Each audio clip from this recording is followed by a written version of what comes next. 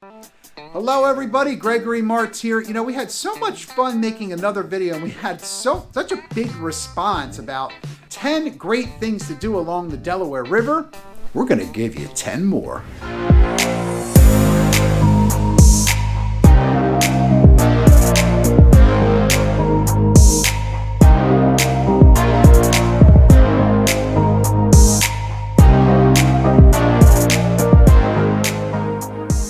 Alright, so thanks for stopping back out, everybody, and checking out our video and our video series it's become about the Delaware Riverfront. We had such a high response that we're going to talk about 10 more things. We did well with 10, we'll give you 10 more, okay? There is so much to do. I think that's part of what the pleasure is of it, that not a lot of people knew that there were so many things to do along the Delaware River. So check out our other video in the series and stay tuned for this one. While you're staying tuned, hit subscribe, hit like. All right, let's get to it. All right, so one of the coolest spots along the riverfront is Cherry Street Pier. Now, it's made out of shipping containers. And it's a renewed sort of indoor-outdoor pier.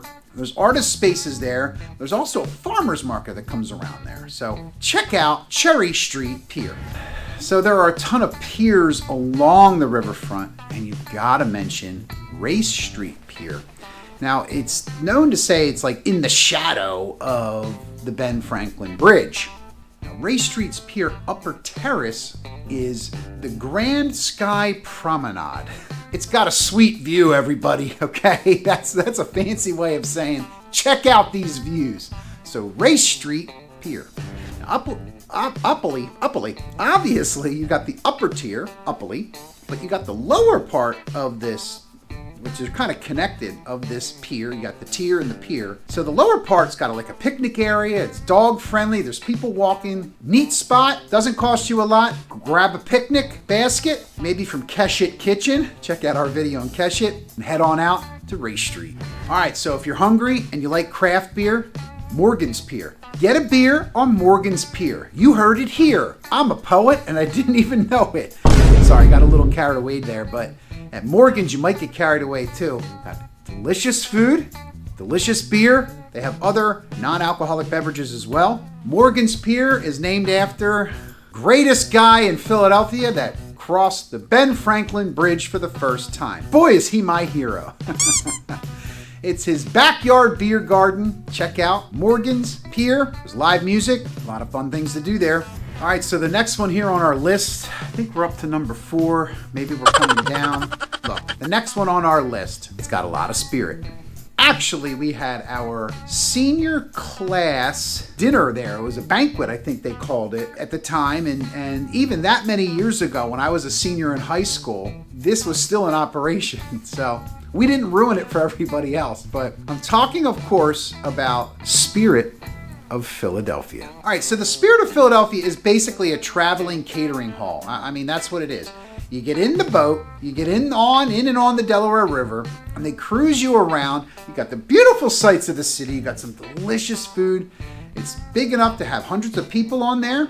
It's got multiple levels. It's got balconies all around. Spirit of Philadelphia, still running after amount of years. No, but it's a really cool experience. You could rent it out, like I said, for a party. You can go have a dinner there on the weekend. Spirit of Philadelphia. All right, halfway through our list here, coming in at number 5. So whether I was going down or up, I'm still at number 5. I gotta mention Jersey. I mean, look, New Jersey's got a lot of fun, and they're just across the river. And I will mention the Camden Waterfront. So, talked about the aquarium on the other video. This one is now, I think today, as of today, I think, it's called the BB&T Pavilion. Now, the name of the Waterfront Concert Hall has changed hands and changed names, but they've got lawn seats. You're right on the river. Such a fun place. They do different music festivals there, different events. But you want to see a local show? You want to sit in the grass? You want to stand in the grass? They also got some upfront seating, but you're under a pavilion, so it's really open and airy. It's really great. Check out some local favorites or some famous folks there. I'm still waiting for BB&T to send my invitation for when I will be performing there. But the BB&T Pavilion, Awesome place to check out. All right, so the next two on my list here, and I'm going to count them as one because it's a lot of people ask me about when they're coming to visit, whether they're going to move to Philadelphia or maybe they're coming to stay to have some fun or they're visiting or whatever.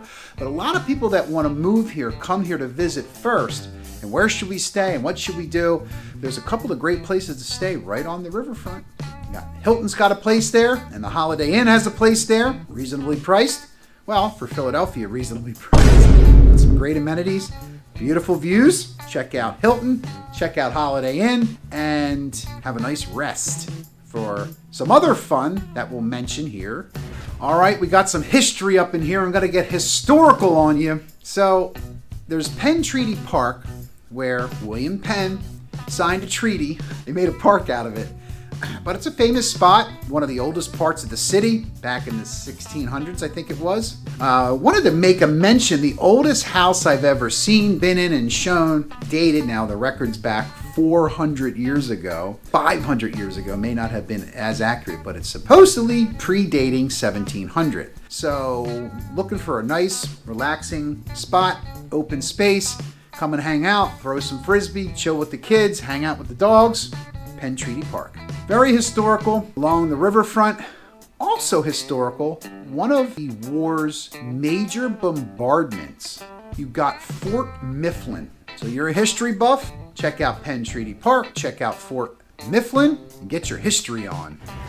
So it's been told that Fort Mifflin took 10,000 cannonballs being bombarded at them and held out for George Washington to come into Valley Forge. By the way, Valley Forge is just minutes outside of our fair city. In fact, we're gonna have to do a video on that. We'll let you know when we do. If you like getting spooked and you like sleeping out, Fort Mifflin's got ghost tours. So I think I got one left. I think that was 10. If not, you know what? We'll probably do another video because there's so much. But I want to mention part of the riverfront. There's a bunch of canals and a bunch of other kind of offshoots, if you will. And along that same area now, I might be getting a little bit beyond the riverfront, but the Delaware Canal has these like islands, if you will, and you can go fishing there or you can just kind of hang out there. But it's a neat spot. Delaware Canal, an offshoot of the Delaware River. Check out Delaware Canal. So, all right, I think that was number 10. Might have been number 9, could be number 11. Look, we're not going to get held up here on how many things there's going on. But I hope you do have some fun this summer and any summer coming to our fair city. When you're in town, hit me up. Send me a message. Let me know where you're at. Come down. We can hang out. Maybe we'll have a nice meal to eat. Maybe we'll have a drink or two. Or maybe we'll just do a running high five. Or we do that running where we do the chest bump. I'm willing to do that too. I'm Gregory Martier, your local real estate expert here. Philadelphia, along the river, along the canal. Got you covered in Philly and Jersey too. Heck, we got you covered all over the country. Give me a call, shoot me a text anytime. Thanks so much for stopping out, everybody.